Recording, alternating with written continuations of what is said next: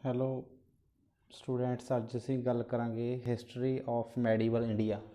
ਪੰਜਾਬ ਦੇ ਵਿੱਚ ਮੱਧਕਾਲੀਨ ਇਤਿਹਾਸ ਦੀ ਗੱਲ ਕਰਾਂਗੇ। ਪਿਛਲੀ ਵੀਡੀਓ ਦੇ ਵਿੱਚ ਅਸੀਂ ਕਰ ਚੁੱਕੇ ਹਾਂ ਪੰਜਾਬ ਦੇ ਪੂਰਵ ਇਤਿਹਾਸ ਦਾ।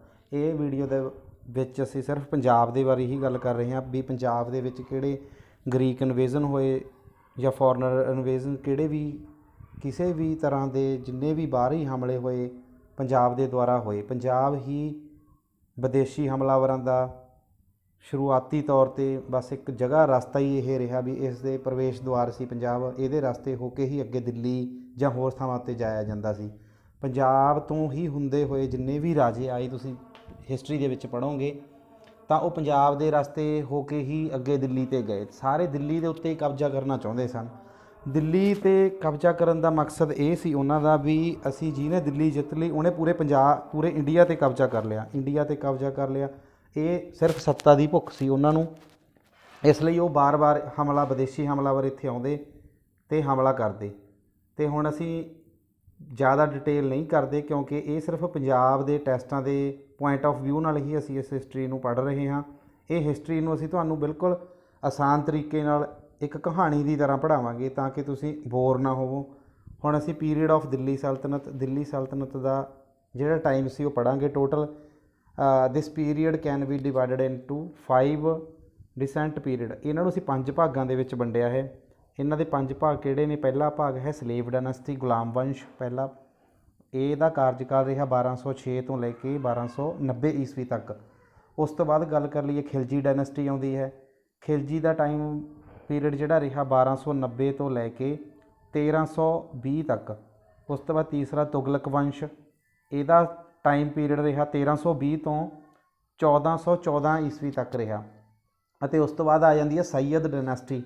ਸੈਯਦ ਡਾਇਨੈਸਟੀ 1414 ਤੋਂ 1451 ਤੱਕ ਰਿਹਾ। ਅਤੇ ਉਸ ਤੋਂ ਬਾਅਦ ਆਉਂਦਾ ਲੋਧੀ ਵੰਸ਼ ਰਿਹਾ ਸਾਡੇ ਕੋਲ 1451 ਤੋਂ 1426 ਤੱਕ। 1451 ਤੋਂ 1426 ਤੱਕ ਰਿਹਾ। ਅਤੇ ਉਸ ਤੋਂ ਬਾਅਦ ਅਸੀਂ ਗੱਲ ਕਰ ਲਈਏ ਇਹ ਜਿਹੜਾ ਸਲੇਵ ਡਾਇਨੈਸਟੀ ਸੀ, ਗੁਲਾਮ ਵੰਸ਼, ਇਹ ਟੋਟਲ ਕਿੰਨੇ ਸਾਲ ਰਿਹਾ? ਮਤਲਬ ਪੂਰੇ ਇੰਡੀਆ ਦਾ ਵਿੱਚ ਇਸ ਦੇ ਵਿੱਚੋਂ ਪੰਜਾਬ ਦਾ ਥੋੜ੍ਹਾ ਹਿੱਸਾ ਅਸੀਂ ਪੜ੍ਹਾਂਗੇ ਅਤੇ ਉਹ ਤੁਹਾਨੂੰ ਦੱਸਦਾ ਵੀ ਇਹ 84 ਸਾਲ ਰਿਹਾ। 84 ਸਾਲ ਸਲੇਵ ਡਾਇਨੈਸਟੀ ਰਹੀ। ਅਤੇ ਉਸ ਤੋਂ ਬਾਅਦ 30 ਸਾਲ ਸਾਡੇ ਕੋਲ ਰਿਹਾ ਖਿਲਜੀ ਡਾਇਨੈਸਟੀ। ਤੁਗਲਕ ਡਾਇਨੈਸਟੀ ਰਹੀ 94 ਸਾਲ। ਉਸ ਤੋਂ ਬਾਅਦ ਗੱਲ ਕਰੀਏ ਸੈਯਦ ਡਾਇਨੈਸਟੀ 37 ਸਾਲ, ਲੋਧੀ ਡਾਇਨੈਸਟੀ 75 ਸਾਲ। ਇਹਨਾਂ ਦੇ ਵਿੱਚੋਂ ਸਭ ਤੋਂ ਜ਼ਿਆਦਾ ਰਾਜ ਕਿਸ ਦਾ ਰਿਹਾ? ਲੌਂਗੈਸਟ, ਸਭ ਤੋਂ ਲੰਬਾ ਟਾਈਮ ਜਿਨ੍ਹਾਂ ਨੇ ਰਾਜ ਕੀਤਾ ਉਹ ਸੀ ਤੁਗਲਕ, 94 ਸਾਲ। 94 ਸਾਲ ਇਹਨਾਂ ਨੇ ਸਾਡੇ 'ਤੇ ਰਾਜ ਕਰੀ ਰੱਖਿਆ।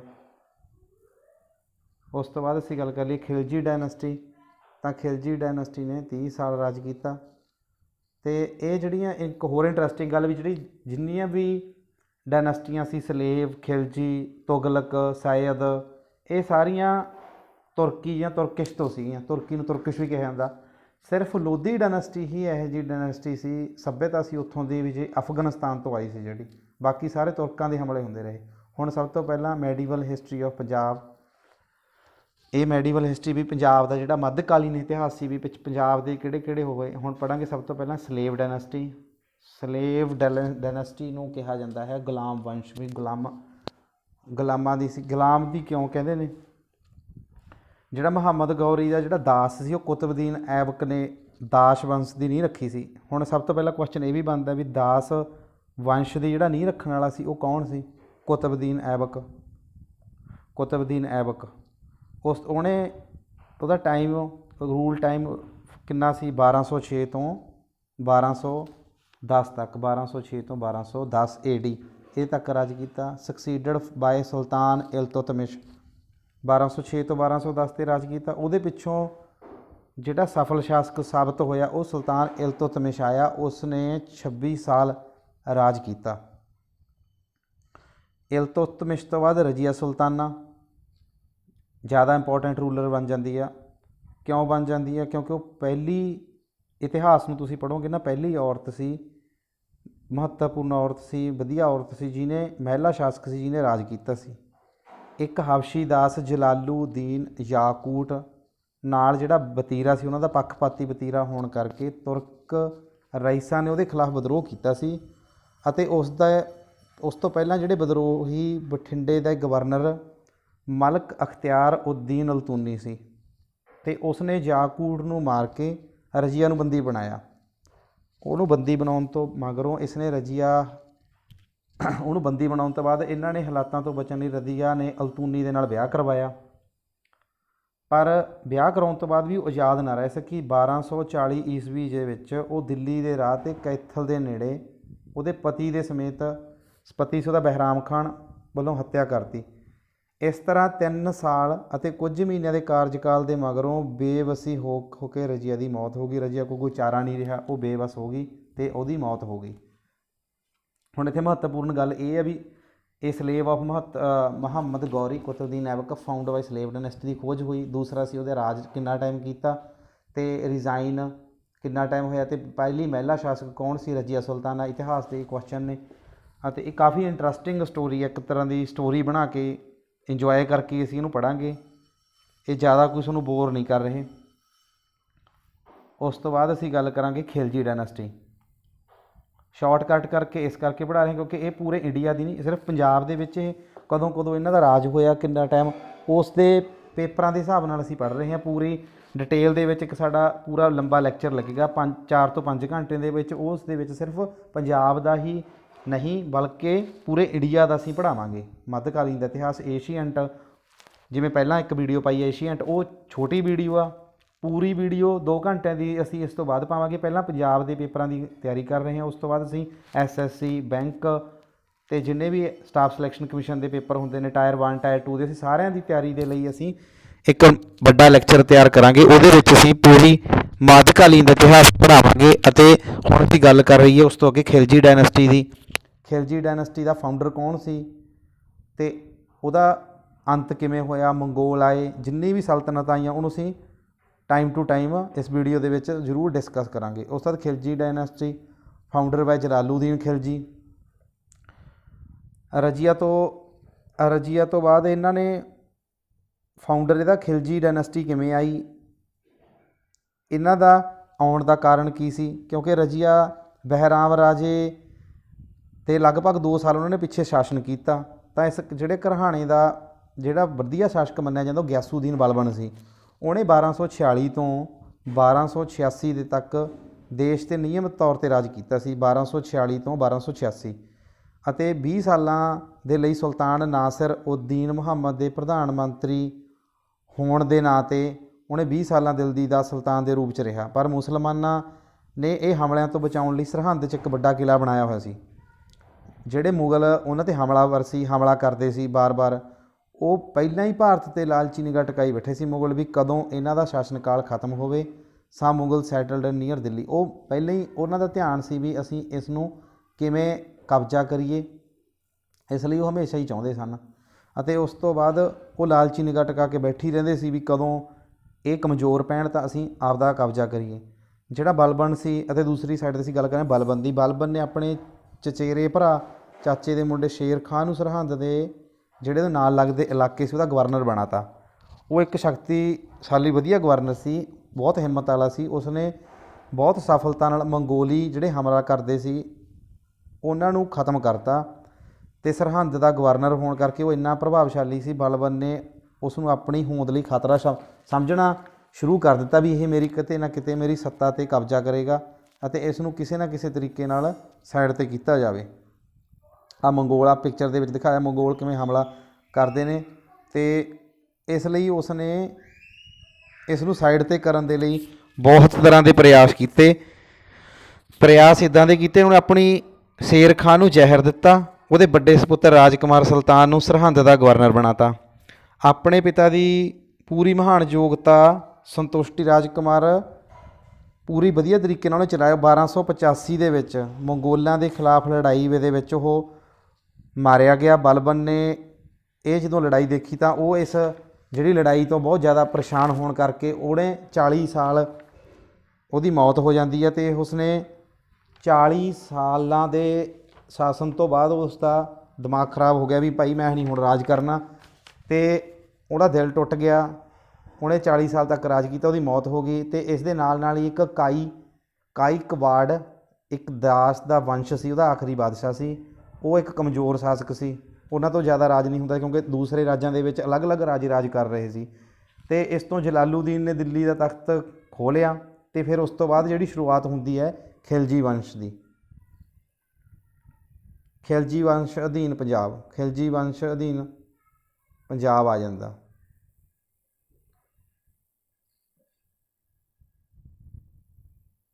ਖਿਲਜੀ ਦੀ ਕਰ ਚੁੱਕਿਆ। ਉਸ ਤੋਂ ਬਾਅਦ ਤੁਗਲਕ ਡਾਇਨੈਸਟੀ, ਤੁਗਲਕ ਦਾ ਡਾਇਨੈਸਟੀ ਦਾ ਟਾਈਮ ਪੀਰੀਅਡ ਸਾਡੇ ਕੋਲ ਹੈ 1320 ਤੋਂ 1412 ਤੱਕ। 1320 ਤੋਂ 1400 ਤੁਗਲਕ ਡਾਇਨੈਸਟੀ, 1320 ਤੋਂ 1412 AD। ਇਹ ਤੋਂ ਇੰਡੀਆ ਦੇ ਮੈਪ ਦੇ ਵਿੱਚ ਦਿਖਾਇਆ ਹੋਇਆ ਕਿਹੜੀ ਕਿਹੜੀ ਜਗ੍ਹਾ 'ਤੇ ਉਹਨਾਂ ਦਾ ਰਾਜ ਸੀ। ਪੰਜਾਬ ਦੇ ਵਿੱਚ ਜਿਹੜਾ ਤੁਗਲਕ ਵੰਸ਼ ਦੀ ਨੀਂਹ ਉਹ 1320 ਦੇ ਵਿੱਚ ਹੀ ਰੱਖੀ ਗਈ। ਇਹਦਾ ਮਹਾਨ ਤੁਗਲਕ ਡਾਇਨੈਸਟੀ ਦਾ ਸੀਗਾ ਗਿਆਸੂ ਉਦ ਦੀਨ ਤੁਗਲਕ ਨੇ ਰੱਖੀ ਸੀ। ਮੁਹੰਮਦ ਤੁਗਲਕ, ਫਿਰੋਜ਼ ਸ਼ਾਹ ਤੁਗਲਕ, ਇਹਦੇ ਦੋ ਹੀ ਮਹੱਤਵਪੂਰਨ ਸ਼ਾਸਕ ਕਾਲ ਹੋਏ ਨੇ, ਰਾਜੇ ਹੋਏ ਨੇ। ਪਹਿਲਾ ਸੀ ਮੁਹੰਮਦ ਤੁਗਲਕ, ਦੂਸਰਾ ਸੀ ਫਿਰੋਜ਼ ਸ਼ਾਹ ਤੁਗਲਕ। ਇਹ ਵੰਸ਼ ਦੇ ਸਿਰਫ ਦੋ ਮਹੱਤਵਪੂਰਨ ਰਾਜੇ, ਆਪਾਂ ਬਾਕੀਆਂ ਬਾਰੇ ਨਹੀਂ ਪੜ੍ਹਦੇ, ਇਹਨਾਂ ਦੋਨਾਂ ਬਾਰੇ ਪੜ੍ਹਾਂਗੇ, ਮੁਹੰਮਦ ਤੁਗਲਕ, ਫਿਰੋਜ਼ ਸ਼ਾਹ ਤੁਗਲਕ। ਜਿਹੜਾ ਮੁਹੰਮਦ ਤੁਗਲਕ ਸੀ ਉਹ ਇੱਕ ਦੂਰ ਅੰਦੇਸ਼ੀ ਫਿਊਚਰ ਸੋਚ ਕੇ ਕੰਮ ਕਰਨ ਵਾਲਾ ਬੰਦਾ ਸੀ। ਜਿਹੜਾ ਫਿਰੋਜ਼ ਸ਼ਾਹ ਤੁਗਲਕ ਸੀ ਉਹ ਕਿਰਿਆਤਮਕ ਪ੍ਰਵਿਰਤੀ ਦਾ ਬੰਦਾ ਸੀ। ਫਿਰੋਜ਼ ਸ਼ਾਹ ਤੁਗਲਕ ਨੇ ਖੇਤੀਬਾੜੀ ਦੇ ਵਿੱਚ ਸੁਧਾਰ ਲਿਆਉਣ ਦੇ ਲਈ ਬਹੁਤ ਜ਼ਿਆਦਾ ਕੰਮ ਕੀਤੇ। ਖੇਤੀਬਾੜੀ ਦੇ ਵਿੱਚ ਕੀ ਕੀ ਸੁਧਾਰ ਕੀਤੇ ਉਹ ਵੀ ਅਸੀਂ ਪੜ੍ਹਾਂਗੇ। ਸੁਧਾਰ ਇਹ ਕੀਤੇ, ਉਹਨੇ ਪਹਿਲਾਂ ਨਹਿਰਾਂ ਬਣਾਈਆਂ। ਆ ਗਏ ਤੁਗਲਕ ਡਾਇਨੈਸਟੀ 1320 ਤੋਂ 14। Founder Tughlaq dynasty Ghiyasuddin Tughlaq, Ghiyasuddin Tughlaq sent to his Juna. ਇਹ ਬਾਅਦ ਦੇ ਵਿੱਚ ਦੇਖਾਂਗੇ। ਇਹ ਤਾਂ ਪਹਿਲਾਂ ਤੁਹਾਨੂੰ ਮੈਂ ਦੱਸਣਾ ਚਾਹੁੰਦਾ ਪੰਜਾਬੀ ਦੇ ਵਿੱਚ ਵੀ ਇਹਨਾਂ ਨੇ ਪਹਿਲਾਂ ਨਹਿਰਾਂ ਦਾ ਕੰਮ ਕਰਵਾਇਆ। ਫਿਰੋਜ਼ ਸ਼ਾਹ ਤੁਗਲਕ ਨੇ ਖੇਤੀਬਾੜੀ ਪਹਿਲਾਂ ਨਹਿਰਾਂ ਕੱਢੀਆਂ, ਨਹਿਰਾਂ ਤੋਂ ਸੂਏ, ਸੂਏ ਤੋਂ ਛੋਟੀਆਂ ਕੱਸੀਆਂ ਜਿਨ੍ਹਾਂ ਨੂੰ ਪਿੰਡਾਂ ਦੇ ਵਿੱਚ ਪਾਣੀ ਆਉਂਦਾ, ਤੁਸੀਂ ਬਹੁਤ ਸਟੂਡੈਂਟ ਜਾਣਦੇ ਹੋਣਗੇ, ਕਈਆਂ ਨੂੰ ਨਹੀਂ ਵੀ ਪਤਾ ਸ਼ਾਇਦ। ਅਤੇ ਉਹ ਪਾਣੀ ਸਿੰਚਾਈ ਦਾ ਸਾਧਨ ਬਣਾਉਣ ਦੇ ਲਈ ਇਹਨੇ ਬਹੁਤ ਜ਼ਿਆਦਾ ਕੰਮ ਕੀਤੇ। ਦਰਿਆ ਸਤਲੁਜ ਤੋਂ ਪੰਜਾਬ ਦੇ ਖੇਤਰਾਂ 'ਚ ਇੱਕ ਨਹਿਰ ਵੀ ਉਹਨੇ ਪਟਾਈ। ਨਹਿਰ ਨਵੇਂ ਸ਼ਹਿਰਾਂ ਦੀ ਉਸਾਰੀ ਕਰਾਉਣ ਦਾ ਬਹੁਤ ਜ਼ਿਆਦਾ ਸ਼ੌਕੀਨ ਸੀ ਉਹ ਵੀ, ਨਵੇਂ ਸ਼ਹਿਰ ਵਸਾਉਣੇ ਨੇ। ਜਿਹੜੇ ਪਹਿਲਾਂ ਵਾਲੇ ਸ਼ਹਿਰ ਸੀ ਉਹਦੇ ਨਾਲ ਨਾਲ ਪੰਜਾਬ ਦੇ ਵਿੱਚ ਉਹਨੇ ਫਿਰੋਜ਼ਪੁਰ ਸ਼ਹਿਰ ਵਸਾਇਆ। ਹੁਣ ਕੁਐਸਚਨ ਪੇਪਰਾਂ ਦੇ ਵਿੱਚ ਪੰਜਾਬ ਪਟਵਾਰੀ, ਪੰਜਾਬ ਐਕਸਾਈਜ਼, ਪੁੱਡਾ ਦੇ ਵਿੱਚ, ਮਾਰਕਫੈਡ ਦੇ ਵਿੱਚ ਬਹੁਤ ਜ਼ਿਆਦਾ ਪੇਪਰਾਂ ਦੇ ਵਿੱਚ ਇਹ ਕੁਐਸਚਨ ਕਈ ਵਾਰ ਪੁੱਛਿਆ ਜਾ ਚੁੱਕਿਆ ਵੀ ਫਿਰੋਜ਼ਪੁਰ ਸ਼ਹਿਰ ਕਿਸ ਨੇ ਵਸਾਇਆ। ਤਾਂ ਉਹਦਾ ਆਨਸਰ ਇਹੀ ਹੈ, ਫਿਰੋਜ਼ ਸ਼ਾਹ ਤੁਗਲਕ ਨੇ ਇਹ ਸ਼ਹਿਰ ਵਸਾਇਆ, ਫਿਰੋਜ਼ਪੁਰ ਸ਼ਹਿਰ। ਫਿਰੋਜ਼ ਸ਼ਾਹ ਮਗਰੋਂ ਉਹਦੇ ਜਿਹੜੇ ਕਈ ਕਮਜ਼ੋਰ ਸ਼ਾਸਨ ਸੀ ਉਹ ਦਿੱਲੀ ਸਲਤਨਤ ਢੇਰੀ ਹੋ ਗਏ, ਉੱਥੇ ਖਤਮ ਹੋ ਗਏ ਦਿੱਲੀ ਸਲਤਨਤ। ਇਸ ਤੋਂ ਬਾਅਦ 1398 ਈਸਵੀ ਦੇ ਵਿੱਚ ਤੈਮੂਰ ਨੇ ਭਾਰਤ 'ਤੇ ਹਮਲਾ ਕੀਤਾ ਅਤੇ ਦਿੱਲੀ ਸਲਤਨਤ ਆ ਜਿਹੜੀ ਉਹ ਕਮਜ਼ੋਰ ਹੋਣ ਦੇ ਕਰਕੇ ਤੈਮੂਰ ਦਾ ਮੁਕਾਬਲਾ ਕਰ ਹੀ ਨਹੀਂ ਸਕੀ। ਉਹਨਾਂ ਤੋਂ ਮੁਕਾਬਲਾ ਹੋਇਆ ਨਹੀਂ ਕਿਉਂਕਿ ਤੈਮੂਰ ਪਿੱਛੋਂ ਹੀ ਸੋਚ ਕੇ ਆਇਆ ਸੀ ਵੀ ਮੈਂ ਇੱਥੇ ਹਮਲਾ ਕਰਨਾ। ਉਹਦੇ ਹਮਲੇ ਦੇ ਕਾਰਨ ਤਾਂ ਉਹ ਇਹਦੀ ਲੜਾਈ ਨੂੰ, ਹਮਲੇ ਨੂੰ ਝੱਲ ਨਾ ਸਕੇ ਅਤੇ ਦਿੱਲੀ ਸਲਤਨਤ ਕਮਜ਼ੋਰ ਹੋਣ ਦੇ ਕਾਰਨ ਉਹਨੇ ਪੂਰੀ ਤਰ੍ਹਾਂ 'ਤੇ ਇਸ ਦੇਸ਼ ਨੂੰ ਲੁੱਟ ਖਸੁੱਟ ਕੀਤੀ। ਜਿੰਨੀਆਂ ਵੀ ਚੀਜ਼ਾਂ ਇੱਥੋਂ ਲੁੱਟ ਕੇ ਪਹਿਲਾਂ ਹੀ ਲੈ ਗਏ, ਇਹ ਵੀ ਉਹਨਾਂ ਵਿੱਚੋਂ ਇੱਕ ਸੀ। ਇਹਨੇ ਵੀ ਪੂਰੀ ਲੁੱਟ ਖਸੁੱਟ ਕੀਤੀ।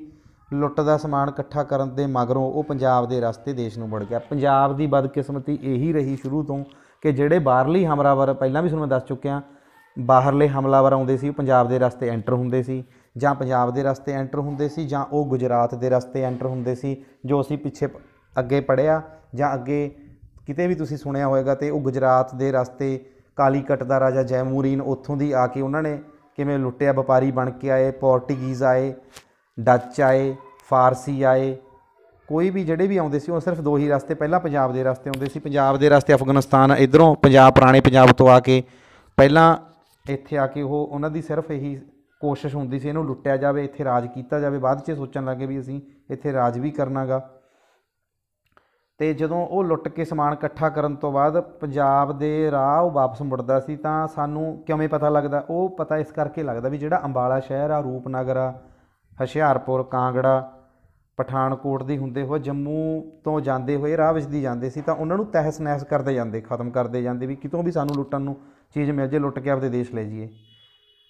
ਪਰ ਜਦੋਂ ਕਈ ਇਤਿਹਾਸਕਾਰ ਮੰਨਦੇ ਨੇ ਕਿ ਜਦੋਂ ਉਹ ਰੂਪਨਗਰ ਦੀਆਂ ਪਹਾੜੀਆਂ ਦੇ ਵਿੱਚ ਇੱਕ ਸੀ ਉਹਦਾ ਰਤਨ ਸਿੰਘ ਦੇ ਨਾਂ ਦੇ ਰਾਜੇ ਨੇ ਉਹਦਾ ਵਿਰੋਧ ਕੀਤਾ, ਰਾਜਾ ਰਤਨ ਸਿੰਘ ਉੱਥੇ ਖੜ੍ਹ ਕੇ ਉਹਦੇ ਕੋਲ ਕੁਛ ਫੌਜ ਲੈ ਕੇ ਉਹਨੇ ਹਮਲਾ ਕਰਨਾ, ਕੋਈ ਰੋਕਣ ਦੀ ਕੋਸ਼ਿਸ਼ ਕੀਤੀ ਵੀ ਕਿਤੇ ਨਾ ਕਿਤੇ ਇਹਨਾਂ ਨੂੰ ਰੋਕਿਆ ਜਾਵੇ, ਪਰ ਉਹ ਰਾਜਾ ਰਤਨ ਸਿੰਘ ਹਾਰ ਗਿਆ, ਉਹ ਤੋਂ ਬਰਦਾਸ਼ਤ ਨਹੀਂ ਹੋਇਆ। ਅਤੇ ਫਿਰ ਉਸ ਤੋਂ ਬਾਅਦ ਅੱਗੇ ਗੱਲ ਕਰਦੇ ਹਾਂ 1414 ਈਸਵੀ ਤੇ ਕਿਹੜਾ ਵੰਸ਼ ਅੱਗੇ ਆਉਂਦਾ ਗਾ ਇਹ 1352 ਤੱਕ ਖਤਮ ਹੋ ਜਾਂਦਾ। ਉਸ ਤੋਂ ਬਾਅਦ ਸਾਡੇ ਕੋਲ ਆਉਂਦੇ ਆ ਸੈਯਦ ਡਾਇਨੈਸਟੀ। ਸੈਯਦ ਐਂਡ ਲੋਧੀ ਦੋ ਆਉਂਦੇ ਨੇ, ਸੈਯਦ ਆਉਂਦਾ ਇੱਕ ਲੋਧੀ ਆਉਂਦੇ ਨੇ।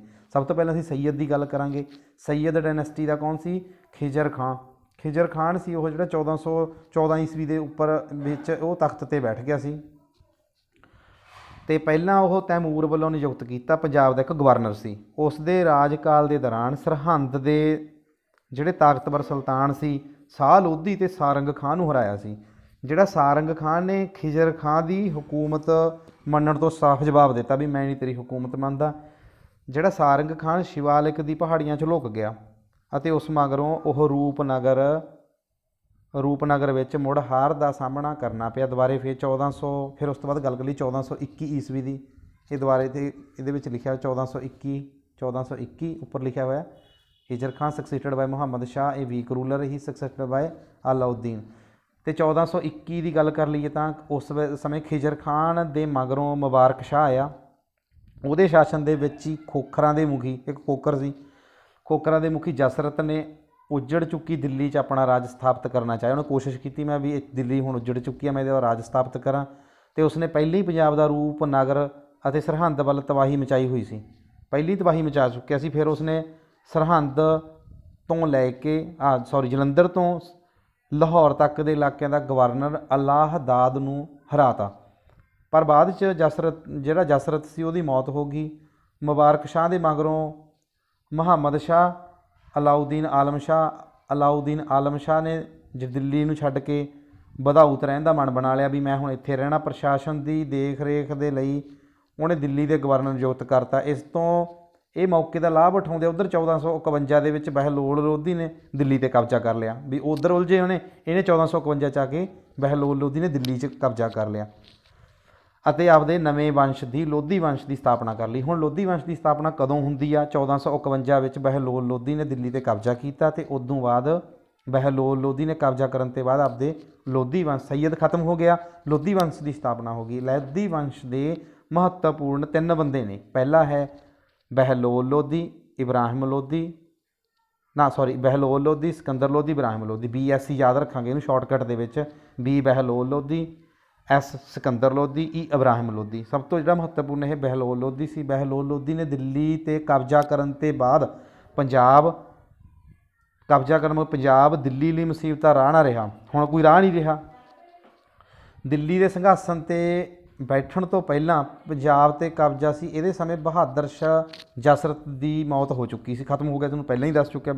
ਜਿਹੜਾ ਬਹਿਲੋਲ ਲੋਧੀ ਦੇ ਉੱਤਰਾਧਿਕਾਰੀ ਸਿਕੰਦਰ ਲੋਧੀ ਨੂੰ ਵੀ ਪੰਜਾਬ ਵਿੱਚ ਕਿਸੇ ਸਮੱਸਿਆ ਦਾ ਸਾਹਮਣਾ ਕਰਨਾ ਹੀ ਨਹੀਂ ਪਿਆ ਕਿਉਂਕਿ ਉਹ ਪਹਿਲਾਂ ਹੀ ਬੈਠ ਚੁੱਕਿਆ। ਇਬਰਾਹਿਮ ਲੋਧੀ ਦੇ ਸ਼ਾਸਨ ਦੇ ਦੌਰਾਨ ਬਾਬਰ ਦੇ ਹਮਲਿਆਂ ਦੇ ਕਾਰਨ ਇਤਿਹਾਸ ਦੇ ਵਿੱਚ ਪੰਜਾਬ ਮੁੜ ਸੁਰਖੀਆਂ ਦੇ ਵਿੱਚ ਆ ਗਿਆ। ਉਹ ਜ਼ਿਆਦਾ ਹਾਈਲਾਈਟ ਹੋ ਗਿਆ, ਜ਼ਿਆਦਾ ਉਹ ਪਤਾ ਲੱਗ ਗਿਆ ਬਾਹਰ।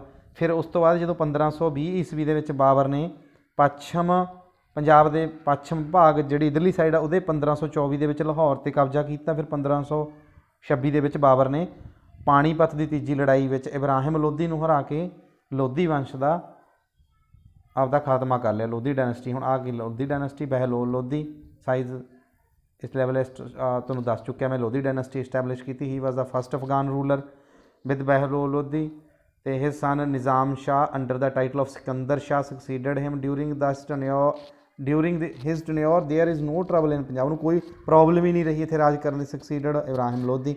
ਇਹਦਾ ਸ਼ਾਰਟਕਟ ਤੁਸੀਂ ਇੱਕ ਗੱਲ ਯਾਦ ਰੱਖਣੀ ਆ BSC Bahlol Lodhi. B for Bahlol Lodhi, S for Sikandar Lodhi, E for Ibrahim Lodhi. ਸਭ ਤੋਂ ਮਹੱਤਵਪੂਰਨ ਸ਼ਾਸਨ ਸੀ ਇਹਦਾ ਬਹਿਲੋਲ ਲੋਧੀ। ਬਹਿਲੋਲ ਲੋਧੀ ਦੇ ਕਰਕੇ ਇਹਨਾਂ ਦਾ ਪੰਜਾਬ ਦੇ ਵਿੱਚ ਰਾਜ ਰਿਹਾ। ਨਹੀਂ ਇਹ ਪੰਜਾਬ ਦੇ ਵਿੱਚ ਬਿਲਕੁਲ ਰਾਜ ਨਹੀਂ ਸੀ ਕਰ ਸਕਦੇ।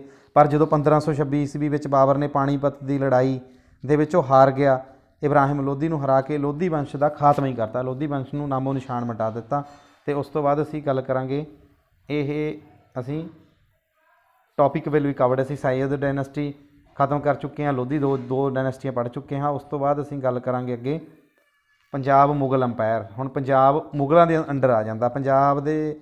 ਭਾਰਤ ਦੇ ਵਿੱਚ ਜਿਹੜਾ ਪੰਜਾਬ ਆ ਉਹ ਬਾਬਰ ਦੇ ਕਬਜ਼ੇ 'ਚ ਆਉਣ ਵਾਲਾ ਪਹਿਲਾ ਸੂਬਾ ਸੀ। ਬਾਬਰ ਸਭ ਤੋਂ ਜ਼ਿਆਦਾ ਕਰੂਰ, ਖਤਰਨਾਕ ਕਹਿ ਲਈਏ, ਬਹੁਤ ਹੰਕਾਰੀ ਰਾਜਾ, ਬਹੁਤ ਜ਼ਿਆਦਾ ਇਹਨੇ ਲੁੱਟ ਮਚਾਈ ਹੈ, ਲੁੱਟਿਆ ਪੰਜਾਬ ਨੂੰ। ਵੈਸੇ ਤਾਂ ਸਾਰੇ ਹਮਲਾਵਰ ਲੁੱਟਦੇ ਰਹੇ, ਇਹਨੇ ਥੋੜ੍ਹਾ ਜ਼ਿਆਦਾ ਲੁੱਟਿਆ। ਬਾਬਰ ਨੇ ਜ਼ਿਆਦਾ ਲੁੱਟਿਆ, 5 ਵਾਰ ਪੰਜਾਬ 'ਚ ਹਮਲੇ ਕੀਤੇ। ਮੁਹੰਮਦ ਗੌਰੀ ਨੇ ਸਭ ਤੋਂ ਜ਼ਿਆਦਾ ਹਮਲੇ ਕੀਤੇ, ਜਿਹਨੇ ਸੋਮਨਾਥ ਦੇ ਮੰਦਰ ਨੂੰ ਲੁੱਟਿਆ। ਅਤੇ ਬਾਬਰ ਹੀ ਇੱਕ ਅਜਿਹਾ ਸ਼ਾਸਕ ਸੀ ਜਿਹੜਾ ਪੰਜਾਬ ਦੇ ਵਿੱਚ ਇੰਡੀਆ ਦੇ ਵਿੱਚ ਛੋਟੀਆਂ ਛੋਟੀਆਂ ਤੋਪਾਂ ਲੈ ਕੇ ਆਇਆ ਸੀ। ਬਾਬਰ ਨੇ 1585 ਤੋਂ ਲੈ ਕੇ 1598 ਦੇ ਤੱਕ, 1585 ਤੋਂ ਲੈ ਕੇ 1585 ਇੱਥੇ ਨਹੀਂ ਲਿਖਿਆ, 1500 ਲਿਖ ਦਿੰਦਾ ਤੁਹਾਨੂੰ। 1585 ਤੋਂ ਲੈ ਕੇ 1585 ਤੋਂ ਕਿੰਨੇ ਤੱਕ, 1598, 1585 ਤੋਂ 1598 ਤੱਕ ਸ਼ਾਹੀ ਤਖਤ 'ਤੇ ਰਿਹਾ। ਸ਼ਾਹੀ ਤਖਤ 'ਤੇ ਰਿਹਾ। ਕਿੱਥੇ ਰਿਹਾ? ਸ਼ਾਹੀ ਤਖਤ 'ਤੇ ਰਿਹਾ। ਇਸ ਤੋਂ ਬਾਅਦ ਉਹ 1712 ਈਸਵੀ ਤੱਕ ਆਗਰਾ, ਦਿੱਲੀ ਦੇ ਨਾਲ ਲਾਹੌਰ ਨੂੰ ਰਾਜਧਾਨੀਆਂ ਦੀਆਂ ਬਣਾਉਂਦਾ ਗਿਆ।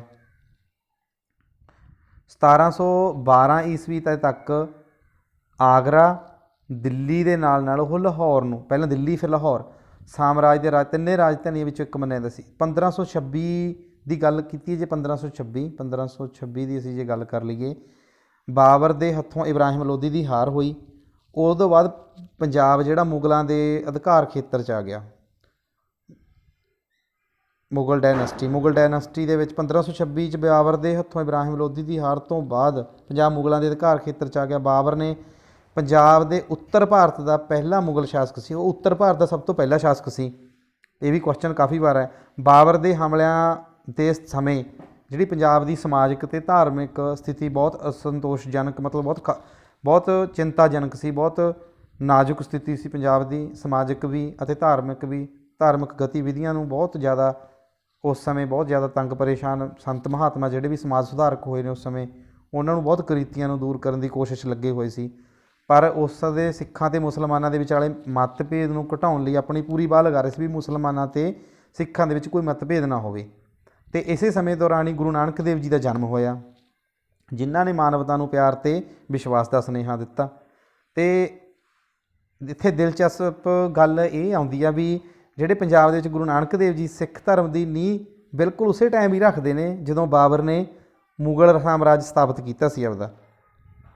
ਗੁਰੂ ਜੀ ਨੇ ਸ਼ੇਰ ਸ਼ਾਹ ਸੂਰੀ ਦੇ ਸਮੇਂ ਦੌਰਾਨ ਵੀ ਜੀਵਤ ਸੀ। ਗੁਰੂ ਜੀ ਦਾ ਜਿਹੜਾ ਜੀਵਨ ਕਾਲ ਆ ਉਹ ਜਿਵੇਂ 1469 ਤੋਂ ਸ਼ੁਰੂ ਹੋ ਕੇ 1539 ਤੱਕ ਰਹਿੰਦਾ। ਉਹ ਤਕਰੀਬਨ ਸਾਰਿਆਂ ਨੂੰ ਪਤਾ ਹੀ 1539 ਤੱਕ ਰਹਿੰਦਾ। ਅਤੇ ਉਸ ਸਮੇਂ ਕੀ ਸੀ ਵੀ ਉਦੋਂ ਤੱਕ ਗੁਰੂ ਜੀ ਸੀਗੇ। ਅਤੇ 1530 ਈਸਵੀ ਵਿੱਚ ਬਾਬਰ ਦਾ ਜੇਠਾ ਪੁੱਤਰ ਸੀ ਹਿਮਾਯੂ ਇੱਥੇ ਲਿਖਿਆ, ਬਾਬਰ ਸਕਸੀਡਡ ਹਿਜ਼ ਸਨ ਹਿਮਾਯੂ। ਅਤੇ ਉਹ ਜਿਹੜਾ ਹਿਮਾਯੂ ਸੀ, ਉਦੋਂ ਹਿਮਾਯੂ ਤੋਂ ਤਖਤ ਖੋਲੀ ਸੀ ਉਹਨੇ। ਅਤੇ 1530 ਵਿੱਚ ਬਾਬਰ ਦਾ ਜੇਠਾ ਪੁੱਤਰ ਹਿਮਾਯੂ ਨੇ 1540 ਤੋਂ ਖੋਲੀ। ਅਤੇ ਸ਼ੇਰ ਸ਼ਾਹ ਸੂਰੀ ਦੇ ਰਾਜ ਦੌਰਾਨ ਪੰਜਾਬ ਦਾ ਮੌਜੂਦਾ, ਇਹ ਹੁਣ ਆਪਾਂ ਕਾਫੀ ਸ਼ਾਰਟਕੱਟ 'ਚ ਤੁਹਾਨੂੰ ਮੈਂ ਕਰਵਾ ਰਿਹਾ ਕਿਉਂਕਿ ਆਪਾਂ ਨੂੰ ਐਗਜ਼ਾਮ ਦੇ ਪੁਆਇੰਟ ਆਫ ਇੰਨੇ ਡਿਟੇਲ ਦੇ ਵਿੱਚ ਜਾਣ ਦੀ ਵੈਸੇ ਲੋੜ ਨਹੀਂ ਹੈਗੀ। ਪਰ ਮੈਂ ਫਿਰ ਵੀ ਤੁਹਾਨੂੰ ਮੇਨ ਜਿਹੜੀਆਂ ਗੱਲਾਂ ਉਹ ਦੱਸ ਰਿਹਾ ਵੀ 1555 ਈਸਵੀ ਦੇ ਵਿੱਚ ਹਿਮਾਯੂ ਆਪਣਾ ਰਾਜ ਭਾਗ ਮੁੜ ਹਾਸਲ ਕਰਨ 'ਚ ਕਾਮਯਾਬ ਹੋ ਗਿਆ, ਉਹਨੂੰ ਹਟਾਤਾ। ਹਿਮਾਯੂ ਅਤੇ ਸ਼ੇਰ ਸ਼ਾਹ ਸੂਰੀ ਦੇ ਸਮੇਂ ਦੇ ਦੌਰਾਨ ਹੀ ਗੁਰੂ ਅੰਗਦ ਦੇਵ ਜੀ ਸਿੱਖ ਧਰਮ ਨੂੰ ਹੋਰ ਵਿਕਸਿਤ ਕੀਤਾ। 1556 ਵਿੱਚ ਹਿਮਾਯੂ ਦਾ ਪੁੱਤਰ ਹੋਇਆ ਅਕਬਰ ਕਾਫੀ ਵਧੀਆ ਰਾਜਾ ਸੀ। ਉਹ ਇੱਕ ਸਹਿਣਸ਼ੀਲ ਰਾਜਾ ਸੀ। ਉਹ ਮਤਲਬ ਹਰ ਗੱਲ ਨੂੰ ਪੂਰੀ ਡੂੰਘਾਈ ਦੇ ਨਾਲ ਸੋਚ ਕੇ ਹੀ ਕੋਈ ਵੀ ਫੈਸਲਾ ਕਰਦਾ ਸੀ। ਉਹਨੇ ਸਿੱਖ ਧਰਮ ਨੂੰ ਵਿਕਾਸ 'ਤੇ ਕੋਈ ਰੋਕ ਨਹੀਂ ਲਗਾਈ। ਅਕਬਰ ਦੇ ਸ਼ਾਸਨ ਦੇ ਵਿੱਚ ਹੀ ਸਿੱਖ ਧਰਮ ਗੁਰੂ ਅਮਰਦਾਸ ਜੀ, ਗੁਰੂ ਰਾਮਦਾਸ, ਗੁਰੂ ਅਰਜਨ ਦੇਵ ਜੀ ਕਾਫੀ ਉਹਨਾਂ ਦੀ ਅਗਵਾਈ ਦੇ ਹੇਠ ਪ੍ਰਫੁੱਲਤ ਹੋਏ, ਵੀ ਵਾਧੇ ਫੁੱਲੇ ਉਹ, ਕਿਉਂਕਿ ਉਹ ਰੋਕ ਟੋਕ ਕੋਈ ਨਹੀਂ ਸੀ ਲਵਾਉਂਦਾ। ਬਾਦਸ਼ਾਹ ਅਕਬਰ ਨੇ ਹਮੇਸ਼ਾ ਸਿੱਖ ਗੁਰੂਆਂ ਦੇ ਪ੍ਰਤੀ ਆਦਰ ਦੀ ਭਾਵਨਾ ਹੀ ਰੱਖੀ, ਕੋਈ ਮਤਲਬ ਉਹਨੇ ਕੋਈ ਉਹ ਨਹੀਂ ਕੀਤਾ। ਸਿੱਖ ਧਰਮ ਦੇ ਵਿਕਾਸ ਲਈ ਉਹਨੂੰ ਗੁਰੂ ਜੀ ਨੂੰ ਅੰਮ੍ਰਿਤਸਰ ਸ਼ਹਿਰ ਵਸਾਉਣ ਦੀ ਇਜਾਜ਼ਤ ਉਹਨੇ ਦਿੱਤੀ। ਕਿਹਨੇ ਦਿੱਤੀ? ਅਕਬਰ ਨੇ। ਠੀਕ ਹੈ। ਉਸ ਤੋਂ ਬਾਅਦ ਸਿੱਖਾਂ ਦਾ ਇੱਕ ਮਹੱਤਵਪੂਰਨ ਕੇਂਦਰ ਬਣਿਆ ਸ੍ਰੀ ਹਰਿਮੰਦਰ ਸਾਹਿਬ, ਗੋਲਡਨ ਟੈਂਪਲ ਕਹਿੰਦਾ ਅੰਮ੍ਰਿਤਸਰ ਸਾਹਿਬ। ਉਸ ਤੋਂ ਬਾਅਦ ਉਹ ਜਹਾਂਗੀਰ, ਪਰੰਤੂ ਉਸ ਤੋਂ ਬਾਅਦ ਜਹਾਂਗੀਰ ਅਤੇ ਦੂਸਰੀ ਉਸ ਤੋਂ ਬਾਅਦ ਅੱਗੇ ਗੱਲ ਕਰ ਲਈ ਜਹਾਂਗੀਰ ਬਾਇਓਗ੍ਰਾਫੀ ਅੱਗੇ ਨੀਚੇ ਆਉਂਦਾ ਅਕਬਰ ਤੋਂ ਬਾਅਦ ਜਹਾਂਗੀਰ ਤੋਂ ਬਾਅਦ ਖੁਸਰੋ ਤੋਂ ਬਾਅਦ ਖੁਰਮ ਆਉਂਦਾ। ਜਹਾਂਗੀਰ ਦੇ ਬਾਰੇ ਥੋੜ੍ਹਾ ਜਿਹਾ ਪੜ੍ਹਾਂਗੇ। ਜਹਾਂਗੀਰ ਦੇ ਬਾਰੇ ਕੀ ਪੜ੍ਹਾਂਗੇ? ਉਹ he revolted in 1599 while Akbar was engaged the Deccan. Jahangir was defeated but ultimately succeeded his father empire 1605। ਹੁਣ ਜਹਾਂਗੀਰ ਦੇ ਰਾਜਾ ਬਣਦਿਆਂ ਸਿੱਖ ਗੁਰੂਆਂ ਅਤੇ ਮੁਗਲ ਸਲਤਨਤਾਂ ਦੇ ਨਾਲ ਸੰਬੰਧ ਲਗਾਤਾਰ ਵਿਗੜਦੇ ਹੀ ਗਏ, ਕਿਉਂਕਿ ਉਹ ਕਦੇ ਨਹੀਂ ਸੀ ਚਾਹੁੰਦਾ। ਜਹਾਂਗੀਰ ਇੱਕ ਕੱਟੜ ਸ਼ਾਸਕ ਸੀ, ਉਹ ਮੁਸਲਮਾਨ ਧਰਮ ਨੂੰ ਹੀ ਉਹਨੇ ਕੱਟੜ ਤੋਂ ਯਾਦ ਆਇਆ ਵੀ ਇੱਕ ਸੁੰਨੀ ਤੇ ਸੀਆ ਮੁਸਲਮਾਨ ਦੋ ਹੋਣਗੇ, ਬਹੁਤ ਜ਼ਿਆਦਾ ਕੱਟੜ ਹੁੰਦੇ ਆ, ਸੁੰਨੀ ਤੇ ਇੱਕ ਸੀਆ ਹੁੰਦੇ ਆ ਜਿਹੜੇ ਦੂਸਰੇ ਤੇ ਰਹਿਮ ਕਰਦੇ ਆ। ਉਹ ਇੱਕ ਕੱਟੜ ਪ੍ਰਵਿਰਤੀ ਦਾ ਬੰਦਾ ਸੀ, ਉਹਨੇ ਇੰਨਾ ਜ਼ਿਆਦਾ ਕੱਟੜ ਸੀ ਕਿ ਉਹ ਗੁਰੂ ਸਾਹਿਬ ਨੂੰ ਝੱਲ ਹੀ ਨਹੀਂ ਸਕਿਆ ਵੀ ਇਹ ਕਿਉਂ ਸਿੱਖ ਧਰਮ ਪੰਜਾਬ ਦੇ ਵਿੱਚ ਵੱਧ ਰਿਹਾ। ਉਹਨਾਂ ਦੇ ਹਮੇਸ਼ਾ ਅੱਖਾਂ 'ਚ ਹੀ ਰੜਕਦਾ ਰਹਿੰਦਾ ਸੀ। ਉਹਨੇ ਪੰਜਵੇਂ ਗੁਰੂ ਸ਼੍ਰੀ ਗੁਰੂ ਅਰਜਨ ਦੇਵ ਦੇ ਵਿਰੁੱਧ ਕਾਰਵਾਈ ਕਰਨ ਦਾ ਇੰਨਾ ਫੈਸਲਾ ਕੀਤਾ ਵੀ ਮੈਂ ਇਹਨਾਂ ਨੂੰ ਇੱਥੋਂ ਪੰਜਾਬ ਦੇ ਵਿੱਚੋਂ ਸਿਰਫ ਮੁਗਲ ਸਲਤਨਤ ਹੀ ਹੋਵੇ, ਹੋਰ ਕੋਈ ਹੋਵੇ ਨਾ। ਉਹਦੀ ਮਨਸ਼ਾ ਬਹੁਤ ਖਤਰਨਾਕ ਸੀ ਅਤੇ ਜ਼ਿਆਦਾ ਡੂੰਘਾਈ 'ਚ ਆਪਾਂ ਨਹੀਂ ਗੱਲ ਕਰਦੇ। ਜਹਾਂਗੀਰ ਦਾ ਪੁੱਤਰ ਸੀ ਖੁਸਰਾਓ ਵੀ ਕਹਿੰਦੇ ਨੇ, ਤੁਹਾਨੂੰ ਇੱਥੇ ਫੋਟੋ ਦੇ ਵਿੱਚ ਦਿਖਾਇਆ ਗਿਆ ਖੁਸਰੋ ਅਤੇ ਇਹਦਾ ਜਹਾਂਗੀਰ ਦਾ ਮੁੰਡਾ ਸੀ ਖੁਸਰੋ। ਪਰ ਇਹ ਆਪਦੇ ਪਿਤਾ ਦੇ ਵਾਂਗ ਕੱਟੜ ਸ਼ਾਸਕ ਨਹੀਂ ਸੀ, ਇਹ ਗੁਰੂ ਦੇ ਪ੍ਰਤੀ ਬਹੁਤ ਸ਼ਰਧਾ ਰੱਖਦਾ ਸੀ। ਜਹਾਂਗੀਰ ਉਹ ਗੱਲ ਦਾ ਵਿਦਰੋਹ ਇੱਕ ਵਾਰ ਇੱਦਾਂ ਹੋਇਆ ਵਾਕਿਆ, ਅਤੇ ਮੈਂ ਤੁਹਾਨੂੰ ਦੱਸਦਾ ਕਿ ਜਹਾਂਗੀਰ ਸੀ ਜਿਹੜਾ ਉਹਦਾ ਮੁੰਡਾ ਸੀ ਖੁਸਰੋ, ਅਤੇ ਉਹ ਗੁਰੂ ਸਾਹਿਬ ਨਾਲ ਜਦੋਂ ਕਿਤੇ ਜਾ ਰਿਹਾ ਸੀ ਲਾਹੌਰ ਰਸਤੇ ਗੋਇੰਦਵਾਲ ਦੇ ਰਸਤੇ ਗੁਰੂ ਸਾਹਿਬ ਤੋਂ ਆਸ਼ੀਰਵਾਦ ਲੈਣ ਲਈ ਰੁਕ ਗਿਆ। ਪਰ ਇਹ ਗੱਲ ਦਾ ਪਤਾ ਜਹਾਂਗੀਰ ਨੂੰ ਲੱਗਿਆ ਵੀ ਮੇਰਾ ਮੁੰਡਾ ਖੁਸਰੋ ਗੁਰੂ ਸਾਹਿਬ ਕੋਲ ਆਸ਼ੀਰਵਾਦ ਲੈਣ ਲਈ ਰੁਕ ਗਿਆ, ਅਤੇ ਇਸ ਮਤਭੇਦ ਕਰਕੇ ਉਹਨੂੰ ਗੁਰੂ ਜੀ ਨੂੰ ਬੰਦੀ ਬਣਾ ਲਿਆ ਵੀ ਤੁਸੀਂ ਸਾਡੇ ਮੁਸਲਮਾਨਾਂ ਨੂੰ ਸਿੱਖ ਧਰਮ ਦੇ ਵਿੱਚ ਪ੍ਰਵੇਸ਼ ਕਰਾ ਰਹੇ ਹੋ। ਉਹਨੂੰ ਇਸ ਗੱਲ ਦਾ ਵਹਿਮ ਹੋ ਗਿਆ ਵੀ ਇਹ ਸਾਡਾ ਕਿਤੇ ਸਿੱਖ ਧਰਮ ਨੂੰ ਆਪਣੇ ਮੁਸਲਿਮ ਧਰਮ ਵਿੱਚ ਪਰਿਵਰਤਨ ਕਰਵਾ ਦੇਣ ਜਾਂ ਸਿੱਖ ਮੁਸਲਮਾਨ ਨਾ ਬਣਾ ਦੇਣ। ਮੁਸਲਮਾਨਾਂ ਨੂੰ ਉਹ ਚਾਹੁੰਦਾ ਸੀ ਵੀ ਇੱਧਰ ਸਿੱਖਾਂ ਨੂੰ ਮੁਸਲਮਾਨ ਬਣਾ ਦਈਏ, ਪਰ ਗੁਰੂ ਸਾਹਿਬ ਇਹ ਕਦੇ ਨਹੀਂ ਚਾਹੁੰਦੇ, ਉਹ ਸਿਰਫ ਏਕਤਾ ਚਾਹੁੰਦੇ ਸੀਗੇ। ਪਰ ਉਹਨੂੰ ਮਤਭੇਦ ਇਹ ਹੋ ਗਿਆ ਵੀ ਕਿਤੇ ਗੁਰੂ ਸਾਹਿਬ ਮੇਰੇ ਮੁੰਡੇ ਨੂੰ ਮੁਸਲਮਾਨ ਨੂੰ ਸਿੱਖ ਨਾ ਬਣਾ ਦੇਣ, ਪਰ ਉਹ ਗੁਰੂ ਜੀ ਨੂੰ ਸ਼ਹੀਦ ਕਰ ਦਿੱਤਾ। ਬਹੁਤ ਮਾੜੀ ਗੱਲ। ਸਥਿਤੀ ਵਿੱਚ ਉਸ ਸਮੇਂ ਤਣਾਅਪੂਰਨ ਉਦੋਂ ਹੋਈ ਜਦੋਂ ਗੁਰੂ ਹਰਗੋਬਿੰਦ ਜੀ ਨੇ ਆਪਣੇ ਚੇਲਿਆਂ ਨੂੰ ਸ਼ਸਤਰ ਵਿੱਦਿਆ ਦੇਣੀ ਸ਼ੁਰੂ ਕਰ ਦਿੱਤੀ ਗਈ। ਅਤੇ ਜਿਹੜੇ ਇਸ ਤੋਂ ਬਾਅਦ ਗੁਰੂ ਜੀ ਆਏ 6ਵੇਂ ਗੁਰੂ ਹਰਗੋਬਿੰਦ ਜੀ, ਜਿਨ੍ਹਾਂ ਨੇ ਮੀਰੀ ਪੀਰੀ 2 ਤਲਵਾਰਾਂ ਧਾਰਨ ਕੀਤੀਆਂ ਸੀ, ਉਹ ਅਸੀਂ ਅਗਲੇ ਲੈਕਚਰ 'ਚ ਪੜ੍ਹਾਂਗੇ ਵੀ 10 ਗੁਰੂਆਂ ਦੇ ਬਾਰੇ। ਜਦੋਂ ਪੂਰਾ ਲੈਕਚਰ ਦੇ ਵਿੱਚ ਪੜ੍ਹਾਂਗੇ ਉਸ ਦੇ ਵਿੱਚ ਤੁਹਾਨੂੰ ਦੱਸਾਂਗੇ ਵੀ 6ਵੇਂ ਗੁਰੂ ਹਰਗੋਬਿੰਦ ਜੀ ਨੇ ਮੀਰੀ ਪੀਰੀ 2 ਤਲਵਾਰਾਂ ਧਾਰਨ ਕੀਤੀਆਂ ਸੀ ਅਤੇ ਆਪਣੇ ਚੇਲਿਆਂ ਨੂੰ ਸ਼ਸਤਰ ਵਿੱਦਿਆ ਦੇਣੀ ਸ਼ੁਰੂ ਕੀਤੀ, ਰਾਜਸ਼ਾਹੀ ਚਿੰਨ੍ਹ ਬਣਾਏ, ਅਤੇ ਉਹ ਆਪਣੇ ਚੇਲਿਆਂ ਨੂੰ ਸ਼ਸਤਰ ਵਿੱਦਿਆ ਦੇਣ ਹਿਮਾਲਿਆ ਦੀ ਪਹਾੜੀਆਂ ਵਿੱਚ ਚਲੇ ਗਏ। ਅਤੇ ਪਰ ਜਿਹੜਾ ਜਹਾਂਗੀਰ ਸੀ ਉਹਨਾਂ ਨੇ ਉਹਨੂੰ ਬੰਦੀ ਬੁਲਾ ਲਿਆ, ਬੰਦੀ ਬਣਾ ਕੇ ਗਵਾਲੀਅਰ ਦੇ ਕਿਲ੍ਹੇ ਦੇ ਵਿੱਚ ਕੈਦ ਕੀਤਾ। 1627 ਈਸਵੀ ਦੇ ਵਿੱਚ ਜਹਾਂਗੀਰ ਦੀ ਮੌਤ ਹੋ ਗਈ ਅਤੇ ਉਸ ਤੋਂ ਬਾਅਦ ਉਸ ਦਾ ਪੁੱਤਰ ਸ਼ਾਹਜਹਾਂ ਰਾਜਾ ਬਣਿਆ। ਗੁਰੂ ਸਾਹਿਬ ਨੂੰ ਸ਼ਾਹਜਹਾਂ ਦੀਆਂ ਫੌਜਾਂ ਨਾਲ ਕਈ ਲੜਾਈਆਂ ਲੜਨੀਆਂ ਪਈਆਂ, ਪਰ ਗੁਰੂ ਸਾਹਿਬ ਜੀ ਨੇ ਮੁਗਲਾਂ ਦੇ ਖਿਲਾਫ ਇਹਨਾਂ ਲੜਾਈਆਂ ਤੋਂ ਤੰਗ ਆ ਚੁੱਕੇ ਸੀ। ਉਹਨਾਂ ਦੇ ਅਨੁਸਾਰ ਉਹਨਾਂ ਦਾ ਉਦੇਸ਼ ਇਹ ਸੀ, ਮੁੱਖ ਮੰਤਵ ਜਿਵੇਂ ਕਿ ਪਹਿਲੇ ਗੁਰੂ ਦੂਜੇ ਗੁਰੂਆਂ ਦਾ, ਵੀ ਇਸੇ ਕਾਰਨ ਵੀ ਲੋਕਾਂ ਨੂੰ ਸੱਚਾਈ ਦੇ ਮਾਰਗ 'ਤੇ ਲੈ ਕੇ ਆਉਣਾ, ਸਿੱਖਿਆਵਾਂ ਦੇਣੀਆਂ ਨੇ ਪਹਿਲੇ ਗੁਰੂ ਸਾਹਿਬ ਦੀਆਂ ਜਿੰਨੀਆਂ ਵੀ ਨੇ। ਇਸੇ ਕਾਰਨ ਉਹਨਾਂ ਨੇ ਕੀਰਤਪੁਰ ਸਾਹਿਬ ਸ਼ਹਿਰ ਵਸਾਇਆ ਅਤੇ ਆਪਣੇ ਆਪ ਨੂੰ ਧਾਰਮਿਕ ਕਾਰਜਾਂ ਵਿੱਚ ਲੀਨ ਕਰ ਲਿਆ ਵੀ ਲੜਾਈਆਂ ਨਹੀਂ ਲੜਨੀਆਂ। ਫਿਰ ਉਸ ਤੋਂ ਬਾਅਦ ਗੁਰੂ ਹਰ ਰਾਏ ਜੀ ਆਏ, ਜੋ ਕਿ ਗੁਰੂ ਹਰਗੋਬਿੰਦ ਜੀ ਦੇ ਉੱਤਰਾਧਿਕਾਰੀ ਅਤੇ ਪੋਤੇ ਵੀ ਸੀ। ਫਿਰ ਆਪਣੇ ਦਾਦਾ ਨਾਲੋਂ ਕਾਫੀ ਵੱਖਰੇ ਸੁਭਾਅ ਹੋਣ ਦੇ ਕਾਰਨ ਉਹਨਾਂ ਨੇ ਇੱਕ ਵੱਡੀ ਫੌਜ ਦੇ ਨਾਲ ਇੱਕ ਸ਼ਾਨਦਾਰ ਕਚਹਿਰੀ ਵੀ ਸਥਾਪਿਤ ਕੀਤੀ। ਇਹ ਸ਼ਾਹਜਹਾਂ ਦੀ ਬਦਕਿਸਮਤੀ ਇਹ ਰਹੀ ਕਿ 1658 ਈਸਵੀ ਦੇ ਵਿੱਚ ਉਸ ਦੇ ਪੁੱਤਰ ਔਰੰਗਜ਼ੇਬ ਨੇ ਉਹਨਾਂ ਨੂੰ ਗੱਦੀ ਤੋਂ ਲਾ ਦਿੱਤਾ। ਉਸ ਵੱਲੋਂ ਚੁਣੇ ਗਏ ਉਹਦੇ ਜੇਠੇ ਪੁੱਤਰ ਅਧਿਕਾਰੀ ਦਾਰਾ ਸ਼ਕੋਹ ਨੂੰ ਵੀ ਹਰਾਇਆ। ਸ਼ਾਹਜਹਾਂ ਦੀ ਜ਼ਿੰਦਗੀ ਦਾ ਬਾਕੀ ਦਾ ਸਮਾਂ 1658 ਤੋਂ 1666 1658 ਤੋਂ 1666 ਆਗਰਾ ਜੇਲ੍ਹ ਵਿੱਚ ਕੈਦੀ ਦੇ ਤੌਰ 'ਤੇ ਉਹਨੇ ਬਿਤਾਇਆ। ਫਿਰ ਔਰੰਗਜ਼ੇਬ ਨੇ 1659 ਈਸਵੀ ਦੇ ਵਿੱਚ ਵਿਹਾਰਕ ਰੂਪ ਵਿੱਚ ਆਪਣੀ ਤਾਜਪੋਸ਼ੀ ਕਰ ਲਈ। ਅਕਬਰ ਦੇ ਉੱਤਰਾਧਿਕਾਰੀਆਂ ਵਿੱਚ ਸਭ ਤੋਂ ਪ੍ਰਬਲ ਲੜਾਕੂ ਮਾੜਾ ਬੰਦਾ ਇਹੀ ਸੀ ਔਰੰਗਜ਼ੇਬ। ਉਹ ਤੁਸੀਂ ਅਗਲੀ ਵੀਡੀਓ ਦੇ ਵਿੱਚ ਤੁਹਾਨੂੰ ਮੈਂ ਦੱਸੂੰਗਾ ਔਰੰਗਜ਼ੇਬ ਨੇ ਕਿਸ ਤਰ੍ਹਾਂ ਜ਼ਫਰਨਾਮਾ ਗੁਰੂ ਗੋਬਿੰਦ ਸਿੰਘ ਜੀ ਨੇ ਔਰੰਗਜ਼ੇਬ ਨੂੰ ਲਿਖਿਆ। ਫਿਰ ਉਹਨੂੰ ਪੜ੍ਹ ਕੇ ਔਰੰਗਜ਼ੇਬ ਉਸ ਤੋਂ ਬਾਅਦ ਕੁਛ ਦਿਨਾਂ ਬਾਅਦ ਹੀ ਔਰੰਗਜ਼ੇਬ ਮਰ ਜਾਂਦਾ ਹੈ। ਬਹੁਤ ਮਾੜਾ ਰਾਜਾ ਸੀ। ਦਾਰਾ ਸ਼ਕੋਹ ਵੱਲੋਂ ਜਦੋਂ ਗੁਰੂ ਹਰ ਰਾਏ ਤੋਂ ਆਸ਼ੀਰਵਾਦ ਲੈਣਾ ਔਰੰਗਜ਼ੇਬ ਨੂੰ ਚੰਗਾ ਨਹੀਂ ਲੱਗਦਾ। ਉਸ ਤੋਂ ਬਾਅਦ ਚੰਗਾ ਨਹੀਂ ਲੱਗਣਾ ਉਹਨੂੰ ਗੁਰੂ ਜੀ ਦਾ ਵਰਤਾਰੇ ਲਈ ਸੰਮਣ ਭੇਜ ਕੇ ਸਫਾਈ ਮੰਗੀ। 1661 ਈਸਵੀ ਦੇ ਵਿੱਚ ਗੁਰੂ ਜੀ ਜੋਤੀ ਜੋਤ ਸਮਾ ਗਏ ਅਤੇ ਉਸ ਤੋਂ ਬਾਅਦ ਗੁਰੂ ਹਰਕ੍ਰਿਸ਼ਨ ਜੀ ਨੂੰ ਗੱਦੀ ਸੌਂਪੀ। ਗੁਰੂ ਹਰਕ੍ਰਿਸ਼ਨ ਜੀ ਬਚਪਨ ਤੋਂ ਹੀ ਸਾਧਨਾ 'ਚ ਲੀਨ ਰਹਿੰਦੇ ਸੀ ਅਤੇ ਉਹਨਾਂ ਨੂੰ ਭਗਤੀ ਭਾਵ ਦੇ ਸੀ। ਉਹਨਾਂ ਨੂੰ ਅਸੀਮ ਪਿਆਰ ਅਤੇ ਸ਼ਰਧਾ ਲੋਕ ਬਹੁਤ ਜ਼ਿਆਦਾ ਕਰਦੇ ਸੀ। ਪਰ ਉਹ 1664 ਈਸਵੀ ਦੇ ਵਿੱਚ 1664 ਈਸਵੀ ਵਿੱਚ ਉਹਨਾਂ ਦੇ ਚਿਕਨ ਪੌਕਸ ਮਾਤਾ ਨਿਕਲ ਆਈ। 1664 ਈਸਵੀ ਵਿੱਚ ਗੁਰੂ ਜੀ ਮਤਲਬ ਉਹ ਹੋ ਗਏ, ਜੋਤੀ ਜੋਤ ਸਮਾ ਗਏ। ਅਤੇ ਉਸ ਤੋਂ ਬਾਅਦ ਆਏ 9ਵੇਂ ਗੁਰੂ ਸ਼੍ਰੀ ਗੁਰੂ ਤੇਗ ਬਹਾਦਰ ਜੀ। ਗੁਰੂ ਤੇਗ ਬਹਾਦਰ ਜੀ ਨੇ ਨੂੰ ਕਸ਼ਮੀਰੀ ਪੰਡਤਾਂ ਨੇ ਆ ਕੇ ਕਿਹਾ ਵੀ ਗੁਰੂ ਸਾਹਿਬ ਸਾਡੇ 'ਤੇ ਮੁਗਲ ਬਹੁਤ ਅਤਿਆਚਾਰ ਕਰਦੇ ਨੇ। ਤਾਂ ਫਿਰ ਉਦੋਂ ਗੁਰੂ ਗੋਬਿੰਦ ਸਿੰਘ ਜੀ ਛੋਟੇ ਸਨ, ਉਹਨਾਂ ਨੇ ਕਿਹਾ ਪਿਤਾ ਜੀ ਤੁਹਾਡੇ ਤੋਂ ਵੱਡਾ ਬਲਿਦਾਨੀ ਕੌਣ ਹੋ ਸਕਦਾ। ਅਤੇ ਗੁਰੂ ਸਾਹਿਬ ਜੀ ਨੇ ਕਿਹਾ ਸੀ ਵੀ ਇਸ ਲਈ ਬਲਿਦਾਨੀ ਦੇਣੀ ਪਊਗੀ। ਅਤੇ ਉਸ ਤੋਂ ਬਾਅਦ ਉਹਨਾਂ ਦੇ ਇਨਕਾਰ ਕਰਨ 'ਤੇ 11 ਨਵੰਬਰ 1675 ਨੂੰ ਚਾਂਦਨੀ ਚੌਂਕ 'ਚ ਉਹਨਾਂ ਦਾ ਸਿਰ ਧੜ ਨਾਲੋਂ ਗੁਰੂ ਸਾਹਿਬ ਦਾ ਵੱਖ ਕਰ ਦਿੱਤਾ। ਮੁਸਲਮਾਨ ਚਾਹੁੰਦੇ ਸੀ ਵੀ ਸਿੱਖ ਧਰਮ ਨੂੰ ਕਿਵੇਂ ਨਾ ਕਿਵੇਂ ਅਸੀਂ ਦਬਾ ਲਈਏ, ਪਰ ਜਿਹੜਾ ਸਿੱਖ ਧਰਮ ਸੀ ਉਹ ਕਦੇ ਨਹੀਂ ਦਬਿਆ ਮੁਗਲਾਂ ਦੇ ਅੱਗੇ, ਨਾ ਕਦੇ ਦਬਿਆ ਨਾ ਹੀ ਦਬੇਗਾ। ਅਤੇ ਪਰ ਉਹਨਾਂ ਨੇ ਕੋਸ਼ਿਸ਼ ਬਹੁਤ ਕੀਤੀ, ਪਰ ਗੁਰੂ ਸਾਹਿਬ ਨੇ ਆਪਣਾ ਪੰਡਤਾਂ ਦੇ ਲਈ ਆਪਣਾ ਜੀਵਨ ਲੱਖੇ ਲੇਖੇ ਲਾ ਦਿੱਤਾ।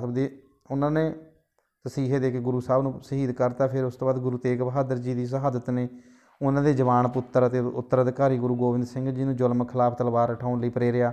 ਫਿਰ 1699 ਈਸਵੀ ਦੇ ਵਿੱਚ ਗੁਰੂ ਸਾਹਿਬ ਵੱਲੋਂ ਅਨੰਦਪੁਰ ਸਾਹਿਬ ਵਿਖੇ ਖਾਲਸਾ ਪੰਥ ਦੀ ਸਥਾਪਨਾ ਕੀਤੀ ਗਈ। ਅਤੇ ਉਸ ਤੋਂ ਬਾਅਦ ਗੁਰੂ ਜੀ ਸਰਹੰਦ ਦੇ ਨੇੜੇ ਮੁਗਲਾਂ ਖਿਲਾਫ ਗੋਰਖ ਲੜਾਈਆਂ ਲੜੀਆਂ। ਪਹਾੜੀ ਰਾਜੇ ਵੀ ਖਾਲਸਾ ਪੰਥ ਦੀ ਸਾਜਨਾ ਤੋਂ ਮਗਰੋਂ ਗੁਰੂ ਜੀ ਨੇ 1706 ਈਸਵੀ ਵਿੱਚ ਅਨੰਦਪੁਰ ਸਾਹਿਬ 'ਚ ਮੁਗਲ ਫੌਜਾਂ ਨੂੰ ਹਰਾਇਆ। ਫਿਰ ਉਸ ਤੋਂ ਬਾਅਦ ਗੁਰੂ ਜੀ ਚਮਕੌਰ ਸਾਹਿਬ ਰਹੇ। 1707 ਵਿੱਚ ਮੁਗਲ ਬਾਦਸ਼ਾਹ ਔਰੰਗਜ਼ੇਬ ਦੀ ਮੌਤ ਹੋ ਗਈ।